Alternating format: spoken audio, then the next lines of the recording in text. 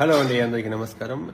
ఇంట్లో సాధారణంగా ఇంట్లో చిన్నపిల్లలు చిన్నవాళ్ళు ఇంట్లో చిన్నోళ్ళు అది అబ్బాయి అయినా అమ్మాయి అయినా చాలా ఫాస్ట్గా ఉంటారు, గయ్యాలుగా ఉంటారు, లేకపోతే అల్లరిగా ఉంటారు అని అంటారు కదా. అమ్మాయిలు ఉంటారు, అబ్బాయిలు ఇంకా ఎక్కువ ఉంటారు చిన్నోళ్ళు ఇంట్లో. ఎందుకంటే వాడు చేసే అల్లరి కానీ వాడు చేసే చేష్టలు కానీ మనం చాలా ఇరిటేషన్ వస్తుంది. ఇంకోటి, బయటికి వెళ్ళినప్పుడు కానీ బండి మీద తీసుకెళ్ళినా లేకపోతే కారు తీసుకెళ్ళినా 100 క్వశ్చన్లు అడుగుతారు.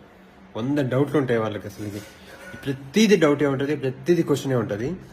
కొన్నిటికి మన దగ్గర సమాధానం కూడా ఉండదు తెలిసి, మన దగ్గర ఆన్సర్ కూడా రాదు వాళ్ళు అడిగే క్వశ్చన్స్కి.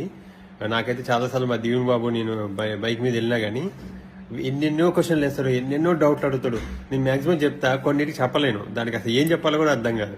అట్లాంటి డౌట్స్ వస్తాయి. ఇంట్లో చిన్నోళ్ళే ఇట్లా ఉంటారు నిజంగా. అబ్బాయిలు మరి మా దీవెన ఎక్కువ పాపం క్వశ్చన్లు ఏం అడగదు, ఎక్కువ సైలెంట్గా వస్తుంది, సైలెంట్గా పోతుంది. ఇది చిన్నోళ్ళ ఇంట్లో విషయం. మీ ఇంట్లో కూడా చిన్న పిల్లలు